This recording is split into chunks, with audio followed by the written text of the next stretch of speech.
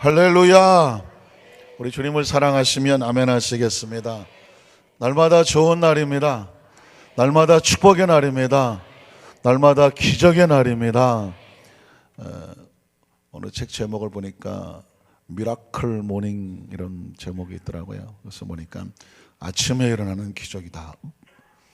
그 내용 전체를 제가 훑어보진 못했는데 요약을 하면 참 힘들고 어려운 충격적인 상황 속에서 의사가 거의 죽었다고 판단을 내리기도 하고 대형 사고를 만나기도 하고 그랬던 사람인데 기적적으로 깨어나서 그 아침마다 오늘도 나에게 좋은 날이라고, 죽었다가 깨어났으니, 대형 사고로 의사가 포기했다가 살아났으니 매일 하루하루가 경이로울 수밖에 없고 매일 하루하루가 눈물나게 감사할 수밖에 없고 하루하루가 정말 꿈인가 생식인가.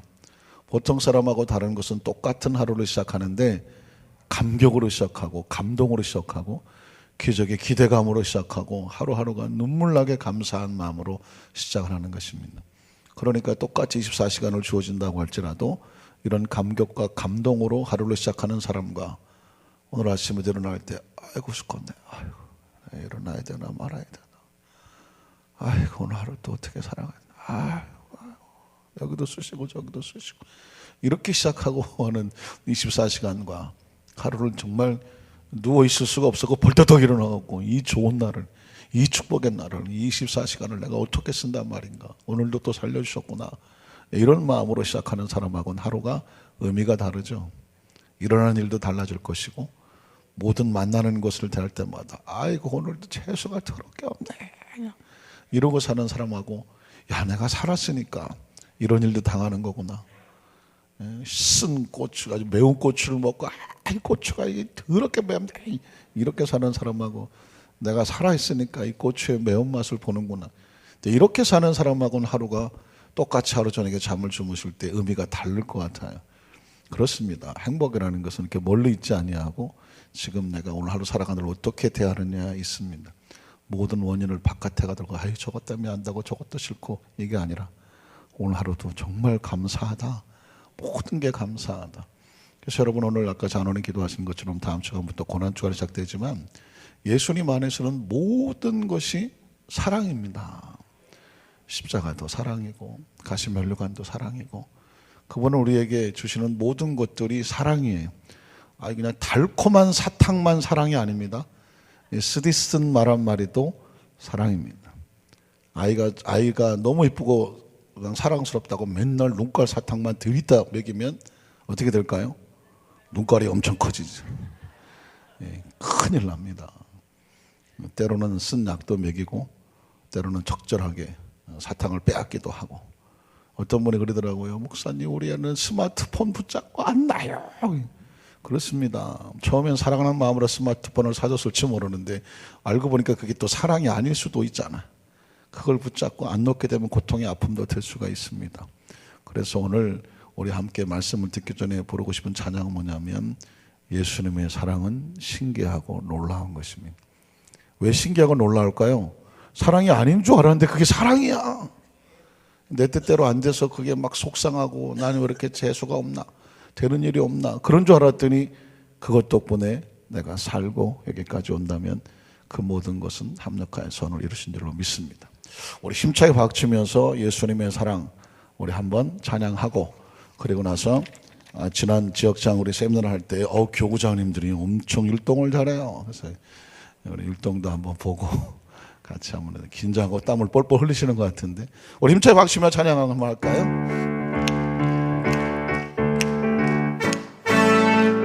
예수님의 사랑, 예수님의 사랑 신기하고 놀라워. 예수님의 사랑 신기하고 놀라워. 예수님의 사랑 신기하고 놀라워. 오 크신 사랑 하늘 그보다 높고 바다 그보다 깊고 우주 그보다 넓은 오 크신 사랑. 할렐루야. 이런 가사였어요. 자, 예수님의 사랑 아주 쉬워요. 사랑. 그 다음에 포인트가 오른쪽 개가 살짝 어깨춤을 추는 거죠. 신기하고 반대로 가죠. 놀라움. 어떤 사람은 이렇게 두 번 하는데 이건 짝퉁입니다. 이게 살짝 신기하고 놀라와 예수님의 사랑 신기. 이거 약간 앙증맞아야 됩니다. 윤상 푹 쓰면 안 돼요.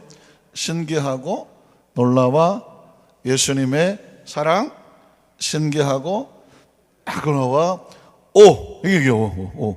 영어로 오고 손가락도 옵니다. 오. 최대한 크게 크신 사랑 하죠. 그 다음에 하 늘 그보다 높고 다 그보다 깊고 요게 중요해요.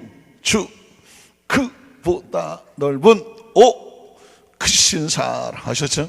근데 이제 2절은 없어요. 2절은 뭔데? 다른 게 아니라 오 크신 사랑. 3절은 오 크신 사랑. 세 번 하는. 4절은 물어보면 잔소리. 언제 끝나냐? 힘들고 지치면 그때 끝나면 돼요. 이게 막 10번씩 갈 수도 있어. 왜? 오 크다 놀라우니까. 자꾸 놀라우니까. 우리 율동 준비하면 우리 저 성도님들이 야 하고 일어나시고 우리 교구자님들 앞에 쫙 쓰셔갖고 같이 하도록 한번 해보겠습니다. 율동 준비. 야 딴따딴. 우리 반주 딴딴딴. 예수님의 사랑 신비하고 놀라와 예수님의 사랑 신비하고 놀라와 예수님의 사랑 신비하고 놀라와 오 크신 사랑 그보다 높고 바다 그보다 깊고 우주 그보다 넓은 오 크신 사랑 예수님의 사랑 신기하고 놀라와 예수님의 사랑 신기하고 놀라와 예수님의 사랑 신기하고 놀라와 오 크신 사랑 하늘 그보다 높고 바다 그보다 깊고 우주 그보다 넓은 오 크신 사랑 3절입니다. 예수님의 사랑 신기하고 놀라와 예수님의 사랑 신기하고 놀라와 예수님의 사랑 신기하고 놀라와 오 크신 사랑 하늘보다 높습니다. 하늘 그보다 높고 바다 그보다 깊고 우주 그보다 넓은 크신 사랑 4절합니다. 예수님의 사랑 신기하고 놀라워 예수님의 사랑 신기하고 놀라워 예수님의 사랑 신기하고 놀라워 크신 사랑 하늘보다 높습니다. 하늘 그보다 높고 바다 그보다 깊고 우주 그보다 넓은 크신 사랑 할렐루야. 우리 잠깐 앉으세요. 교구장들 들어가지 마시고. 제 교구장도 하는 거 보다가 놓쳤잖아요. 왜 놓쳤더니 막 날개를 다시고 춤을 추시고 그러는데 조금 왼쪽으로 오세요. 우리 조금 더 중앙으로 오세요. 무대 경험이 없으셔갖고 우리 열심히 신방하고 기도하고 전도하고는 잘하시는데 율동은 해봐야 됩니다. 그래서 우리 네 분을 모신 이유가 뭐냐면 이분들은 율동을 해본 경험이 별로 없으셔. 그래서 이럴 때에 대인 공포증을 무대 공포증을 없애면서 또 나이가 먹으면서 몸이 좀 안 부드러워지는데 상당히 부드럽지요. 저는 어려서부터 율동을 했기 때문에 아직까지 율동이 살짝 흔들려집니다. 자, 율동 준비. 아까 연습이 하는데 자, 우리 여러분 끝나고 나서 누가 제일 잘했는지 이제 제가 박수로 표결을 할 텐데 여러분이 잘 보시고 제일 잘하신 분에게 뜨거운 열화와 같은 박수 주십시오. 우리 박수면서 예수님의 사랑 신기하고 놀라워 예수님의 사랑 신기하고 놀라워 예수님의 사랑 신기하고 놀라워 오 그 신상 하늘보다 높습니다 하늘 그보다 높고 바다 그보다 깊고 우주 그보다 넓은 그 신상 2절 예수님의 사랑 신기하고 놀라워 예수님의 사랑 신기하고 놀라워 예수님의 사랑 신기하고 놀라워 그 신상 하늘보다 높습니다 하늘 그보다 높고 바다 그보다 깊고 우주 그보다 넓은 마지막 3절 하겠습니다 예수님의 사랑 신기하고 놀라워 예수님의 사랑 신기하고 놀라워 예수님의 사랑 신기하고 놀라워 그 신상 하늘보다 높습니다 그보다 높고 바다 그보다 깊고 우주 그보다 넓은 크신 사랑 여러분 뜨거운 박수 한번 해주시기 바랍니다 아이고 10년 나이가 늘어났습니다 감수가 아니라 증수했습니다 보니까 뭘 잘 못하시나 그랬더니 어깨가 잘하는구나 어깨가 그래서 무슨 어깨 약간 탈골된 것 같이 이러시는 분들이 있는데 어깨 춤이 잘 안 되시는 거예요 어깨가 굳어갖고 뭘 제일 잘하나 했더니 오늘 잘하시네 자 우리 교장님도 애쓰셨고요 거기서 또 누구 잘했는지 박수 쳐자 그러면 또 제가 지난번에 해봤더니 전부 다 자기 교구장이 제일 잘했다고 고슴도치도 누가 제일 예쁘다고? 쥐새끼가 제일 예쁘다고 그래갖고는 자기 교구장이 무조건 잘했다고 박치기 때문에 박수 쳐봤자 아무 소용없다는 걸 제가 너무나 잘 알고 있습니다 이렇습니다 하나님께서 우리를 사랑하시는 것은 잘해도 사랑하고 율동하면 조금 부족해 보여도 우리 성도님들이 자기 교구장이 제일 사랑스러워 보이잖아요 잘하면 잘하는데도 와 그리고 조금은 이제 어깨가 좀 이렇게 흔들려도 아이고 평상시 어깨가 뭉치셨구나 뭐 이러면서도 있는 모습 그대로 봐주는 거죠 하나님께서 우리가 이 자리에 나와서 어떤 모습으로 나왔든지 기쁨으로 감사하게 나오신 분도 계시고 정말 여러 가지 상황이 어려운 속에도 나와 계시는데 기쁨과 감사한 예배도 감사하고 정말 힘들고 어렵게 눈물 흘리면서 겨우겨우 나와 있지만 그러나 그 눈물의 예배도 하나님께서 기뻐 받으시는 줄로 믿습니다 한번 따라 하실까요? 하나님이 독생자를 세상에 주신 이유 2 하나님께서 왜 독생자 예수 그리스도를 이 땅에 보내주셨을까? 이유를 알아야 되겠죠. 성경은 그 이유를 정확하게 말씀하고 있습니다. 그래서 같은 제목으로 두 번째 말씀을 나누는데요.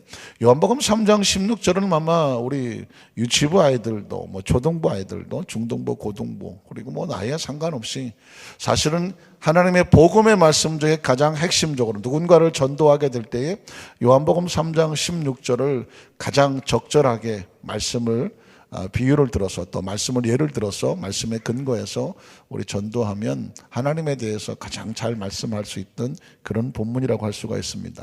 하나님이 세상을 이처럼 사랑하사.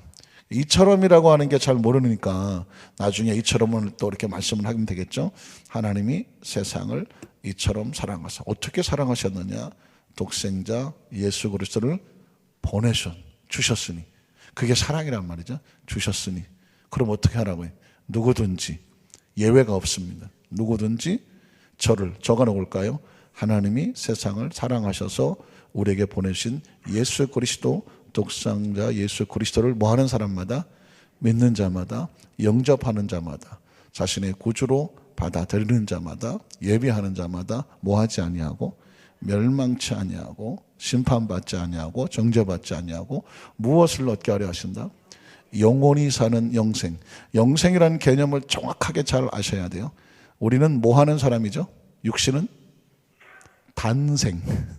예, 저는 말을 막 만들어내는 걸 좋아하는데 단생이라고는 처음 들어보셨죠? 단생이 뭐예요? 딱 한 번 사는 겁니다. 일회성이에요. 딱 한 번 사는 거예요. 한 번 살고 두 번 살질 못하는 거죠. 육체는 그렇습니다. 그래서 태어나면 죽는 거죠. 일회용이에요. 육체는요.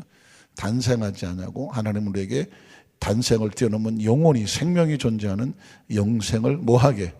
얻게 하려 하십니다 라고 말했습니다. 그러니까 이 요한복음 3장 16절에 기독교의 어떤 핵심적인 하나님의 사랑이 그대로 담겨져 있습니다. 그래서 우리가 예수님을 어쩌다가 갑자기 이런 생각이 들지 않겠습니까? 내가 예수를 왜 믿지? 하나님은 어떤 분이지? 예수를 믿는다고 말하는데 예수님은 어떤 분이지? 예수님의 사랑은 과연 뭐 사랑하는데 그분의 사랑은 뭐지? 예수를 믿으면 뭐가 어떻게 되는 거지? 그렇죠? 우리 육체는 이 땅에 살면 눈에 보이는 건 한 번 살고 마는데 육신에서 이래도 한 세상 저래도 한 세상인데 굳이 우리가 예수를 믿고 뭐 그렇게 살 필요가 있나? 이런 여러 가지 생각들이 복잡하게 다가올 때에 요한복음 3장 16절에 한 절 한 절 한 단어 그 문장들과 말씀들을 생각하면서 스스로 그 말씀 속에서 무엇을 찾을 수 있냐면 해답을 찾을 수 있고 우리가 믿는 믿음의 근거를 그 속에서 우리는 정확하게 우리도 확신하고 다른 사람에게도 그 말씀을 근거해서 전도할 수 있고 가르쳐 줄 수 있고 또 알려줄 수 있는 그런 축복의 통로가 되는 줄로 믿습니다. 자, 하나님이 이 세상에 독생자 예수를 보내주신 이유 그 첫 번째는 뭐냐면 그냥 말씀 그대로에서 찾으면 됩니다. 하나님이 세상을 어떻게 하셨기 때문에? 사랑하셨기 때문에. 한번 따라 하실까요? 하나님이 세상을 사랑하시기 때문에 무엇을 주셨다? 자신의 가장 소중한 독생자 예수 그리스도를 보내주셨습니다. 예수님이 이 땅에 오신 목적은 뭐냐? 이유는 뭐냐? 하나님이 우리를 사랑하시기 때문에, 소중히 여시기 때문에, 보배롭게 여기시기 때문에, 귀하게 여시기 때문에 여러분과 저의 존재 자체를 하나님께서 너무 귀하고 사랑스럽게 여기시기 때문에 그 아들 예수 그리스도를 기꺼이 우리에게 보내주셨다는 것입니다. 요한복음 3장 16절 상반절에 보면 하나님이 세상을 이처럼 사랑하사 독생자를 주셨다라고 선포하고 있습니다. 제가 여러분에게 하나님이 우리를 사랑하셔서 독생자를 보내주셨습니다 라고 말했다면 여러분의 담임 목사님의 말씀입니까? 하나님의 말씀입니까? 하나님의 말씀입니다. 제가 아무리 어떤 얘기를 한다고 할지라도 그 말은 반드시 성경적인 뭐가 있어야 돼요? 근거가 있어야 되는 것입니다. 그러니까 저는 하나님의 말씀의 근거를 가지고 그 말씀에 따라서 하나님의 마음과 생각과 의도와 계획과 하나님이 주는 계시와 하나님께서 원하시는 것을 여러분에게 말씀을 전하는, 그걸 말하고 메신저라고 말하고 하나님의 말씀을 전하는 자라고 말하는 거죠. 자, 하나님이 세상을 이처럼 사랑하셨기 때문에 독생자 예수 그리스도를 보내주셨으면 그러면 저는 또 질문을 합니다. 앞으로 우리가 말씀을 나눌 때 제가 이렇게 자꾸 막 퀘션한다, 질문한다, 왜라고 하는 걸 많이 붙일 거예요. 그러면 이렇지 않습니까? 하나님이 세상을 이처럼 사랑하셔서 독생자를 주셨다고 하는데 조금 생각을 좀 더 하고 싶으면 왜 사랑하는데? 그런 생각 안 드십니까? 왜 하나님께서 우리를 사랑하실까? 얼마 전에 그 남녀가 싸웠어요. 남녀가 싸웠는데 그 데이트 폭력이라고 하는 거 아십니까? 그 남녀가 서로 교제를 하다가 지들이 좋으면 그냥 좋고 말 것이지 왜 좋아하다가 싸워? 그냥 남자가 여자를 너무 심하게 막 목을 조르고 막 심하게 폭력을 강했어요. 그리고 나서 이제 여자가 집에 들어갔으니 그 충격이 믿었던 사람에게 막 목을 졸리고 뭐 막 밀어갖고 막 땅바닥에 떨어뜨리고 막 이러니까 물론 술이 다 취해서 그러긴 했지만은 그 충격 때문에 애가 막 경기를 하고 회사를 못 다니고 결국은 경찰에 고소도 하고 이랬는데 다음날 자살을 해버렸잖아요. 여자가 자살을 했어요. 얼마나 기가 막힙니까? 그런데 거기서 뭐 때문에 싸웠느냐 그 전화 내용한 거 문자 메시지로 확인을 했더니 술이 전부 다 취하셔갖고 여자애가 남자한테 그 편의점에 들어가서 뭘 좀 사오라고 그랬던가 봐요. 뭘 사오라고 그랬더니 남자애가 뭘 사오면 되는데? 라고 물었어요. 그랬더니 여자애가 아무거나 사갖고 와 그랬어요. 둘 다 술 취했습니다. 그랬더니 아무거나가 뭔데? 그랬어. 그 여자애가 그것도 몰라. 여러분 가끔 황당합니다. 남자들은 아무거나 사오라고 그랬는데 남자가 아니 구체적으로 뭘 사오라고 했는지 좀 가르쳐달라고 얘기를 하니까 여자애가 내가 좋아하는 거 그것도 몰라. 그래갖고는 그것 때문에 싸웠네. 그래갖고는 뭐 왜 너는 평상시 내가 뭘 좋아하는지도 모르면서 왜 너는 왜 너가 좋아하는 걸 항상 알아야 되느냐라고 술김에 또 남자가 여자한테 불만을 토로했고, 그럼 여자들이 하는 말이 뭐 있죠? 헤어져. 일단 여자는 승질나면 하는 얘기가 뭐예요? 헤어져. 헤어져. 이제까지 헤어져라는 말을 통해서 수많은 남자들의 가슴에 못을 박았던 우리 여성 동지들, 뭐 해야 돼? 뭐 해야 돼요? 회개해야 된다는 말은 안 나오네. 사실 여자들이 헤어져 하는 건 사실상 헤어져라는 것이 아니라 말귀를 왜 그렇게 못 알아듣고 나를 아프게 하고 이렇게 힘들게 해. 정신 똑바로 차리고 지금부터 내가 말을 똑바로 알아도, 그런 얘기죠. 아멘을 왜 남자 집사님이 해야지. 교육을 확실히 받으셨구만. 그러니까 대한민국 여성의 언어는요, 통역이 필요합니다. 그래서 여성이 하는 얘기를 그대로 받아들이고 그대로 행동하려고 하면 남자들은 제명에 못 살아. 그래서 그 얘기를 하실 때, 여성분이 얘기할 때는 그 얘기를 잘 생각해서 뭘 원하는지를 알아야 돼요. 아무거나 사다 줘 할 때는 평상시 네가 눈여겨봤다가 내가 제일 좋아하는 게 무엇인지 간에 생각이 나서 바로 그걸 가가지고 사갖고 와, 그 얘기예요. 근데 남자들이 그 얘기를 못 알아들어. 왜? 아무거나 사갖고 와 했기 때문에. 아무거나? 남자는 이 정보, 목적 이런 지향이기 때문에 구체적으로 찝어줘야 돼. 여러분의 남자를, 죄송합니다, 여러분의 남자라고 하니까 뭐 남편도 되고 아직 결혼 안 하셨으면 남자친구 되겠지만은 어쨌든 남자들에게는 정확하게 얘기를 해줘야 돼요. 뭘 사와 해줘야 돼요. 아무거나 사다 줘, 그냥 아무거나 했다가 남자들은 이 정신적인 분열의 증상까지 옵니다. 왜냐하면 아무거나에 남자들은 힘들어요. 구체적으로 뭘 사달라고 쫙하게 찝어야 돼요. 보통 남녀 간의 대화가 힘든 게 뭐냐면 남자는 찝어줘야 돼요. 여자는 잘 안 찝어. 왜? 네가 알아서 좀 평상시 날 좀 신경 쓰고 관심 있게 봤다가 내가 평상시 뭘 좋아하는지, 뭘 먹고 싶어 하는지, 무슨 옷을 좋아하는지, 무슨 화장품을 좋아하는지, 뭘 좋아하는지를 다 머릿속에 입력하고 데이터 뒀다가 알파고처럼 머리에 다 쳐박아 뒀다가 지금 이 순간에 내가 뭐 원하는지 눈치 다 채갖고 가장 좋은 걸 가져와. 이게 여자예요. 남자들은 정말 힘듭니다. 남자들은 지금 이 순간에 너 가서 바카스 사와, 가서 비타민 사와, 뭐 사와, 이렇게 정확하게 찝어줘야 yes sir 하고 가서 사옵니다. 예를 들면 쇼핑도 마찬가지거든요. 여성분들은 백화점 쇼핑을 가서 왜 몇 시간씩 걸립니까? 쫙 돌아. 일단 돌아. 일단 돈 다음에 마음에 드는 게 있는지 몇 군데 알아놔. 그리고 다시 시작해. 그 다도대들 한 번씩 쭉 다녀봐. 입어보고 뭐 뜯어보고 씌워보고 해봐. 그리고 나서 몇 개를 또 압축을 해. 그러고 나서 그중에 이제 한 군데 가서 하는 거 아닙니까? 남자들은 안 그래요. 쇼핑센터 딱 가면 뭘 사러 가지 바로 글로 가. 바로 글로 가. 바로 글로 가서 그것만 딱 집어갖고 바로 나와. 거기서 뭐 오래 돌아다니는 거 머리 아프고 힘들어서 그런 거 못해. 이게 왜 다르냐면 여성은 이런 모두 전체 주변을 바라보고 그걸 속에서 하려고 하는 그런 형이고, 남자는 오로지 돌격 앞으로 목적만 가지고 가서 그것만 가지고 나와. 그러니 둘이 쇼핑을 가서 연애철에 쇼핑을 가면 남자들은 쇼핑 가자고 그러면 경기해. 한 2시간 같이 따라다니다가 보면 보통 남자들은 계단에 쭈그리고 앉아있어. 여자들은 오빠 한 바퀴만 더 돌고 올게 하고 더 돌고 옵니다. 그러니까 그걸 못 견뎌하는 남자들이 막. 저도 결혼 전에 아주 힘들었습니다. 결혼하고 나서 다행히 애가 생겨갖고 애를 안고 나서 하는 핑계거리가 생겼습니다. 애는 내가 볼 테니 당신은 돌고 와라. 그래서 가만히 생각하니까 지금도 애를 끌어안고 계단에 앉아서 추운데 떨었던 기억이, 지금 이 얘기하다 보니까 새록새록 납니다.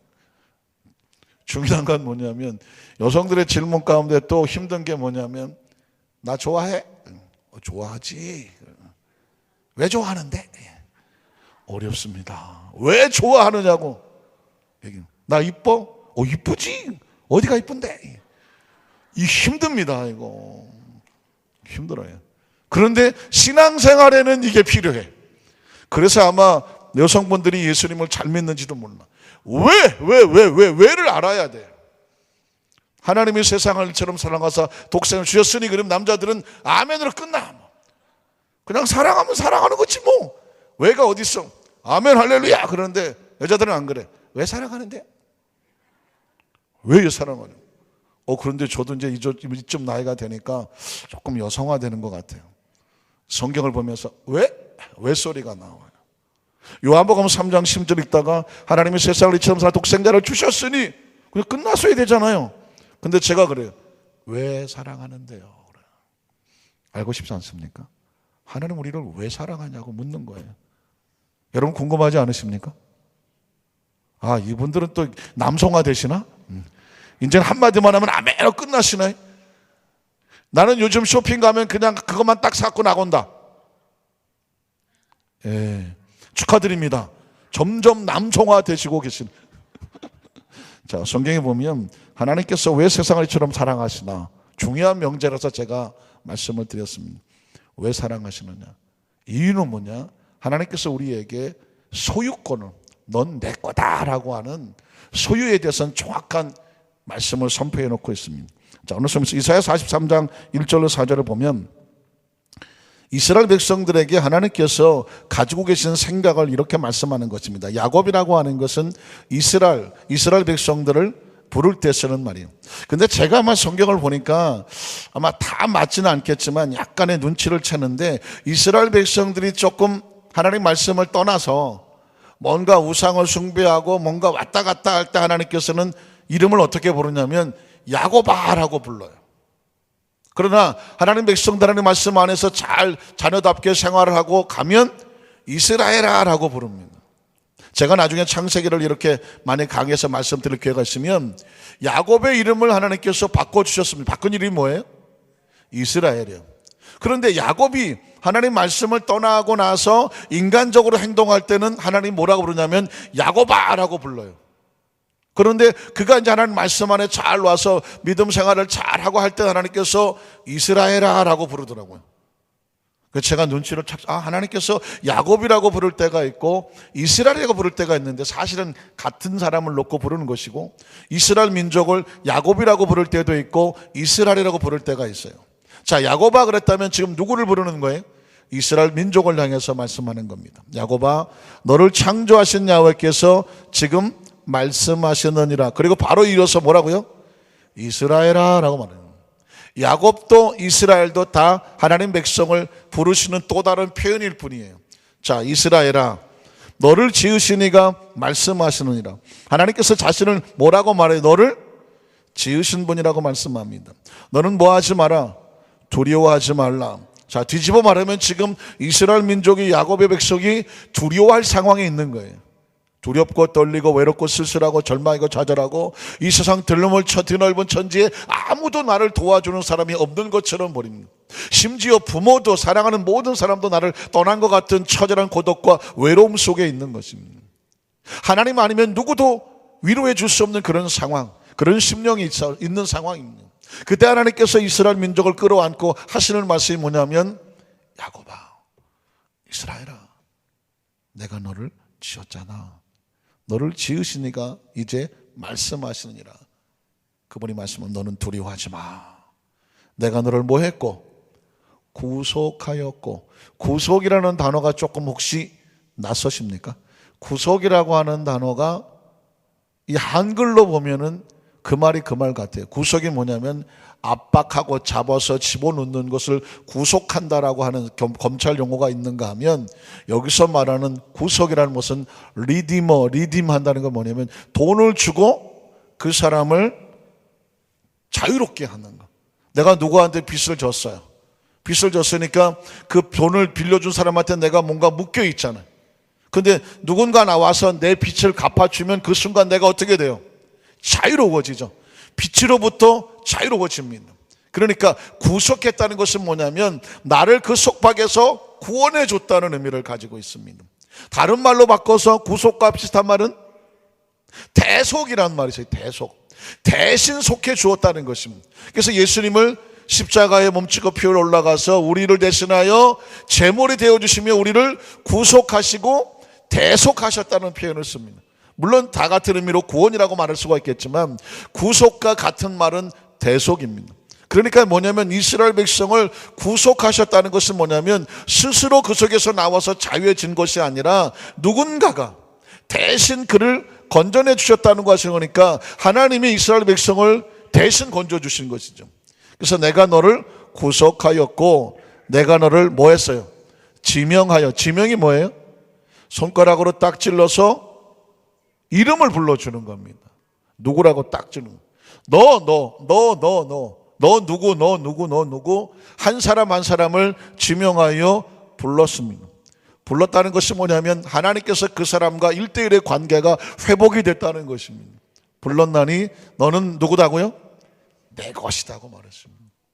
그러니까 이 드넓은 우주상에서 이 지구상에서 인생을 살아가면서 어느 누구 하나 내 마음 알아주지 아니하고 어느 누구 하나 내 편에 서주지 아니하고 어느 누구 하나 내 속마음을 모르고 내 속에 있는 얘기를 깊이 털어놓고 정말 지금 내가 하는 얘기 정말 소문 안 나고 아무도 내가 하는 얘기에 대해서 판단하지 아니하고 지금 내가 하고 싶은 얘기에 대해서 왜 그따위로 했어? 정죄하지 아니하고 내가 걷던 얘기 때 아이고 너 네가 잘못했네 뭐 잘했니 못했니 평가하지 아니하고 내 지나온 삶 속에 아프고 힘든 얘기를 다 끄집어낼 때 아유 너 이렇게 재수가 없니? 그냥 자기 생각으로 집어던지지 아니하고 그 심령을 그냥 안아주실 수 있는 분은 뭐냐면 나를 있는 모습 그대로 지어주신 분이고 있는 모습 그대로 받아들여 주시는 분이고 있는 모습 그대로 품어주시는 분입니다. 인생의 삶을 살다 보면서 어른이 된다는 것, 나이를 먹어간다는 것은 좋은 것도 많지만 너무 힘든 것도 많습니다. 뭐냐면 지금 내 이 속에 이 삶을 살아가면서 겪어왔던 이 속마음을 누구 하나 쉽게 풀어놓을 대상이 없다는 것입니다. 부모에게도 할 수가 없어요. 왜? 괜히 부모를 못 믿어서가 아니라 부모에게 염려, 근심, 걱정 끼쳐드릴까 봐 그저 부모님을 명절 때나 또 만나면 뭐라고 말해? 다 잘 되고 있지. 그럼 뭐라고 말해요? 아이고 난 안 돼. 힘들고 어려운 얘기 부모한테 다 털어놓을 수 있는 것도 좋은 관계긴 하겠지만 그러나 하지 못하는 분이 대부분일 거요. 왜 그럴까요? 부모님 걱정드리고 싶지 않은 거거든요. 부부간에 어떻습니까? 부부간에 여러분들 부부간에 속에 있는 얘기 다 털어놓으시면서 우리 사이는 뭐 비밀이 하나도 없다. 비밀 없는 거 좋아요. 그러나 염려, 근심, 걱정 어떤 때는 정말 나 혼자 울커덕 속에서 울고 있는 얘기 때로는 자식에게도 말하지 못하고 왜? 자식도 걱정할까 봐 또는 친한 사람에게도 말 못해. 왜?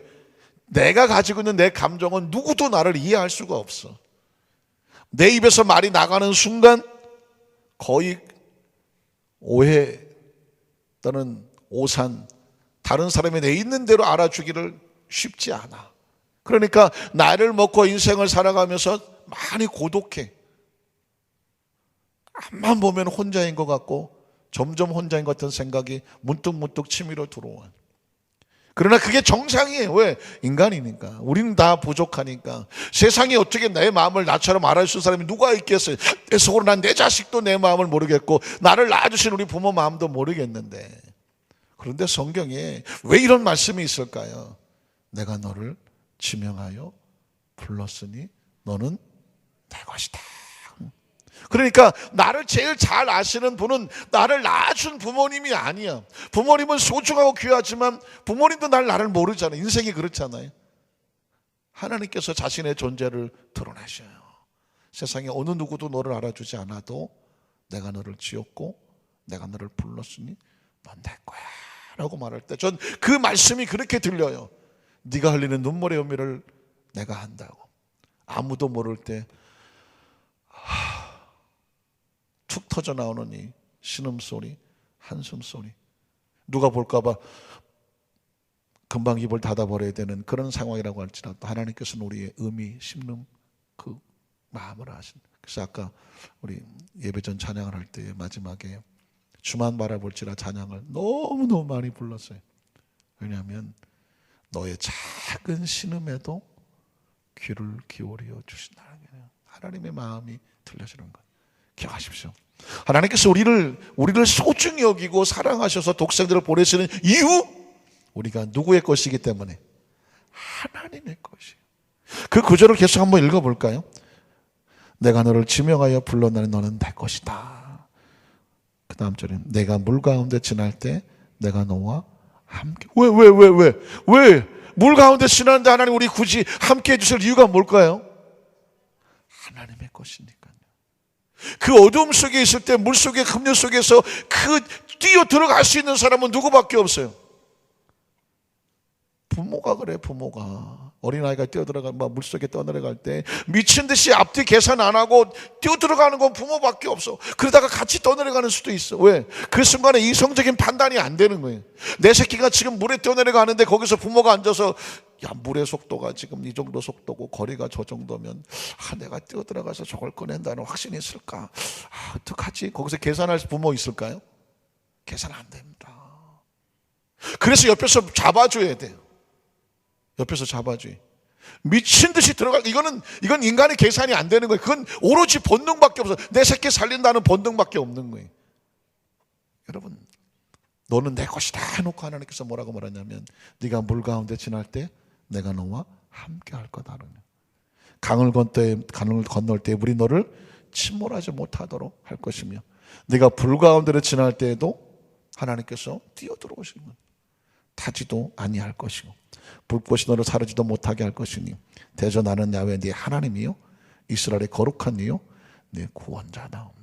믿으십니까? 하나님께서 우리를 사랑하시는 이유 목적은 뭐냐? 내가 너를 지었고 내가 너를 만들었으니 강물이도 불꽃이도 내 앞에서 사르지 못하게 할 것이고 그곳에서 빠져 죽지 않게 할 것이며 나는 너의 하나님이고 그 백성의 거룩한 이요 구원자이기 때문이다. 내가 애굽을 너의 속량물로 구스와 스바를 너를 대신하여 주었다. 난 이 사절이 너무 좋아요. 내가 내 눈에 보배롭고 존귀하며. 참 귀한 말입니다. 하나님의 눈에 보배롭고 존귀하며 내가 너를 사랑하였은즉 내가 내 대신 사람들을 백성들이 내 생명을 대신할 거다. 사랑하는 성도 여러분, 여러분은 참 하나님 안에서 보배롭고 존귀한 존재입니다. 하나님의 눈에 그렇게 보여요. 근데 하나님 그렇게 여겨주신다는 거예요. 여겨주는 게 굉장히 중요합니다. 우리 좌우에 계신 분 한번 쳐다보시겠어요? 어떻게 생겼어요? 어떻게 이렇게 생겼어? 혹시 그렇게 생각하십니까? 어떻게 생기셨어요? 지금 여러분의 좌우에 계신 분을 보는 건 뭐냐면 그 사람의 생긴 거에 상관없이 여러분 눈에 그렇게 보이는 거예요. 왜냐하면 여러분은 지금 최고로 멋있게 하고 나온 거예요. 딴에는 최고로 멋있게 하고 나온 거라니까. 그런데 옆에서 보기에는 그렇게 안 봐줄 수도 있어. 왜? 우리는 너무나도 내가 다른 사람 눈에 어떻게 보일까 굉장히 신경을 많이 쓰고 살아가는 삶의 현실 속에 있기 때문에.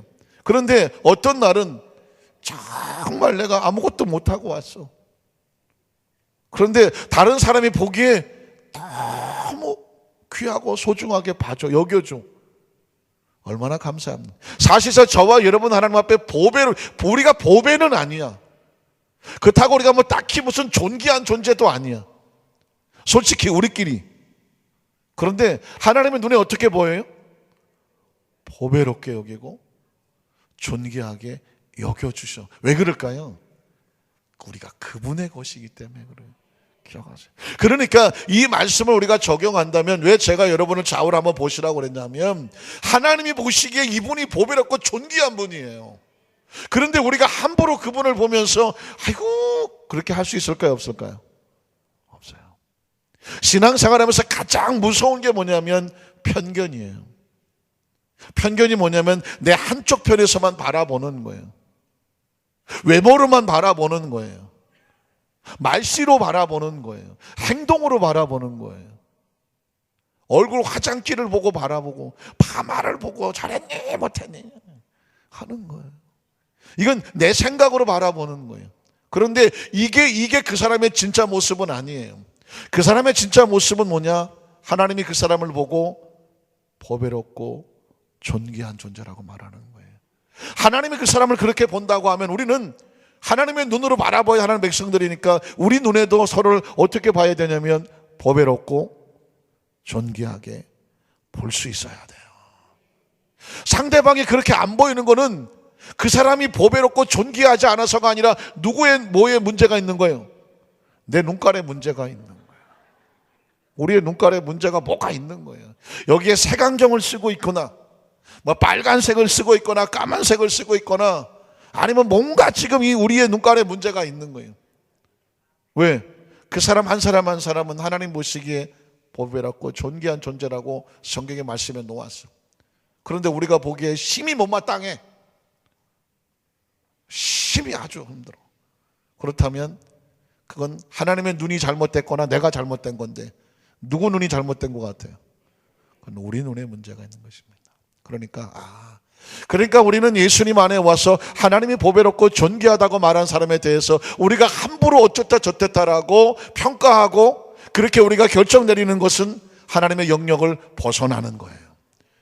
신앙생활 하기 전에는 우리가 지 멋대로 하고 살았어. 그렇게 판단하고 정죄하고 살았어.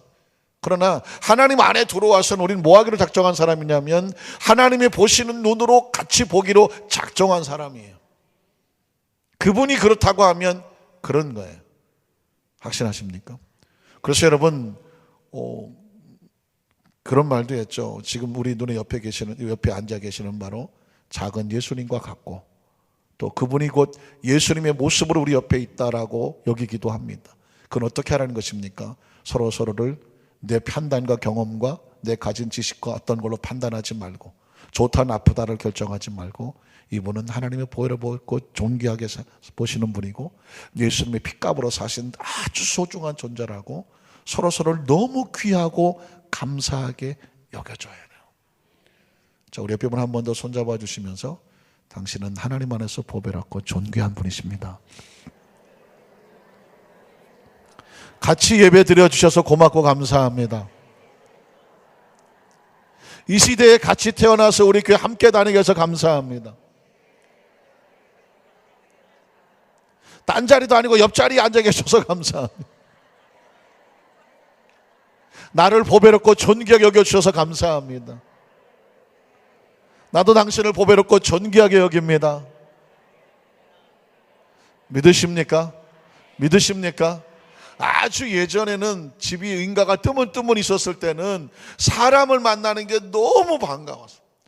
지나가는 사람을 절대로 그냥 지나가지 말게 하고 뭐 따뜻한 무슨 뭐 국물이라도 아니면 뭐 냉수라도 시원한 냉수라도 뭐 어떤 경우에는 그냥 우리 집에 하루 함께 주무시고 가라고 날이 저물었는데 내일 아침 떠나라고. 그래서 사람과 사람 사이가 너무 귀한 때가 있었다고 합니다. 지금은 너무 사람이 많다가 보니까 사람이 무서워. 제일 무서운 게 사람이 돼버린 세대가 돼버렸거든요. 그렇다고 해서 예수 믿는 우리도 그런 세태 그런 관점으로 모든 사람을 그렇게만 바라보면 안 되잖아요. 예수님 안에 들어와서 이렇게 하나님의 공동체에 들어왔다고 하면 이젠 서로를 해서 소중히 여겨주고 귀히 바라볼 수 있는 연습이라도 해야 되고 그런 의도라도 가져야 되고 안 되면 조금씩이라도 바꿔나가면서 차츰 성장해 가는 것을 뭐라고 말하냐면 성화된다고 합니다. 한번 따라 하실까요? 성화. 예수를 믿으면서 점점 내가 옛 생각과 옛 모습과 옛 습관과 벗어나서 점점 새로운 모습으로 변화되는 이 과정이 있어야 돼요. 이 과정이 있어야 신앙이 성장한다고, 성숙한다고 말하고, 그리고 이 땅에서 완전히 성화되는 사람은 없어요. 한 천국 가는 그 순간까지 계속 거룩해져 가는 것입니다. 그리고 하늘나라에 가면 성화를 넘어서 한번 따라 하실까요? 영화, 영광스러운 모습으로 변화되는 것이죠. 천국은 육으로 가는 것이 아니라 영으로 가는 것이기 때문에 이 땅에서는 열심히 거룩한 모습이 되기 위해서 끊임없이 연습하는 것입니다. 농부가 씨를 뿌리듯이 씨를 뿌리고 운동자 선수가 열심히 달리기 연습하는 것처럼 거룩하기 위해서 달리기 연습을 해야 되고 군인이 열심히 전쟁에 나가 승리하기 위해서 훈련받는 것처럼 우리가 자꾸 신앙적으로 성적하기 위해서 자라나야 되는 것입니다. 그래서 교회 공동체 안에서 혹시라도 나보다 조금 모질라 보는 사람이 있을 수 있고 아직 세상에 있는 모습이 많이 남아있는 사람이 있어. 왜? 여기는 지금 누가 얼마큼 성장하고 성숙하고 성화됐는지를 아무도 몰라. 서로 볼 때 어떤 사람은 이만큼 성장하고 어떤 사람은 이만큼밖에 성장을 못했어요. 그래서 이만큼 성장한 사람이 볼 때는 이 사람이 볼 때 판단이 되기 쉬워. 아유 저거밖에 안 돼. 아유 예수 믿은 지 20년 됐다는 게 아유 저 꼬라지. 이럴 수 있어. 또 권사님 중에서도 권사 직분을 받았으나 잘 나가시다가 또 여러 가지 힘든 문제 때문에 약간 주춤하실 수도 있어. 그러면 다른 사람이 볼 때 아유 권사나 돼갖고 해야 되겠어요? 안 돼야 되겠어요? 아니야. 우리는 서로 기다려줘야 돼. 왜냐하면 각자가 다 하나님 안에서 잘하고 있어요. 지금 마치 콩나물 자를 잘하고 있기 때문에 어떤 사람은 쑥 자라는 사람도 있고 어떤 사람은 이게 천천히 자라는 수도 있어. 그럼 어떻게 되냐면 서로 기다려줘야 돼. 조금 컸다고 해서 덜 자라는 걸 당해서 손가락질해서도 안 되고 또 조금 먼저 자라는 덜 자라는 사람이 시기 질투해서도 안 돼. 왜? 우린 더불어 함께 손잡고 천국에 같이 가는 사람들이. 믿으십니까? 실제로 예수를 믿고 나는 것이 최대 인생의 기적이라고 하면 또 하나의 통과해야 될 기적은 뭐냐? 잘 자라주는 것입니다. 잘 자라줘야 돼. 자라기 쉽지 않습니다. 많이 정말 잘 자란 사람은, 잘 성숙하게 자란 사람은 다른 사람을 절대로 평가하거나 판단하지를 않습니다. 그렇죠? 인격적으로 훌륭한 사람이, 정말 훌륭한 사람은 다른 사람의 잘못과 실수에 대해서 캐거나 손가락질하거나 드러내서 막 판단하거나 사람들에게 막 상처당하도록 내버려 두지 않습니다. 정말 깊은 물 같은 바다와 같은 사람은 누가 돌을 던져도 소리도 나지 않습니다. 조용히 가라앉아 버리고만. 그러나 개천에 돌 던지면 그냥 챙그랑챙그랑 여기 터지고 물 터지고 막 온 난리가 납니다. 그건 뭐냐? 성숙한 크리스찬은 자기도 하나님 앞에서 성장해 가지만 많은 사람들을 품어줄 수 있는 그릇이 넓어져 가는 사람입니다. 그런 사람이 믿음에 성장하고 성숙한 사람이고 하나님의 사랑을 아는 사람입니다. 말씀을 정리하기를 원합니다. 하나님께서 우리를 이토록 사랑하시는 그 첫 번째 이유 중에 하나는 뭘까요? 하나님 우리를 지으시고 만드시고 품으셨다는 것입니다. 그래서 이것을 아는 것까지는 성경 공부예요. 바이블 스타디라고 말하죠. 하나님 말씀을 들어서는 반드시 뭐가 필요하냐면 적용이 필요한 것입니다. 내 삶 속에 적용을 해야 돼. 그렇게 사랑받는 것을 많은 사람은 이 세상을 만날 때에 그 사랑을 나누고 싶어서 전하고 싶어서 만나는 모든 사람 한 사람을 진지하고 진정하고 소중하게 하나님이 나를 사랑하시는 것처럼 나도 사람을 향하여 사랑의 모습으로 살아가는 모습에 열매가 맺어질 때에 그게 바로 하나님이 이 땅에 오셔서 우리를 사랑하시는 의미가 되고 가치가 되고 목적이 되고 그리고 증거가 될 줄로 믿습니다. 하나님 우리를 이렇게 사랑하시는 그 사랑은 알지만 세상에 나가서는 그 사랑의 빛과 열매가 아무것도 흔적이 없다고 하면 이거는 어딘가 막혀 있는 것이 되는 것이고 신앙의 반쪽밖에 되지를 않는 거겠죠. 우리 안산교회 성도들이 어디를 가더라도 누가 보더라도 교회 나가시나 봐요. 예수님을 믿으시나 봐요. 아니 어떻게 알았어요? 보니까 참 평안해 보이시고 그 같은 모임 속에서도 다른 사람같이 악다구니가 아니라 기다려주고 배려해주고 또 내가 실수한 거 뻔히 아는데 거기에서 판단하고 돌 던지지 아니하고 묵묵히 기다려주고 용서해주고 품어주는 걸 보니까 오히려 제가 마음에 감동을 받았습니다 하면서 자연스럽게 다가올 수 있는 그런 모습이라고 하면 우리 속에 예수님이 하늘나라가 아주 자연스럽게 세상으로 나가게 된 거예요. 오늘 주님께서 우리에게 그 모습을 원하시고 그 사람이 바로 세상 속에서 성숙한 믿음이 저절로 향기 나게 되는 아름다운 꽃은 뭐 향수 뿌리지 않아도 그 자체가 향기를 뿌리지 않습니까? 우리 안산교회 모든 성도님들이 안산 시내를 향기롭게 하는 예수님의 향기들 되시기를 주님의 이름으로 축원합니다.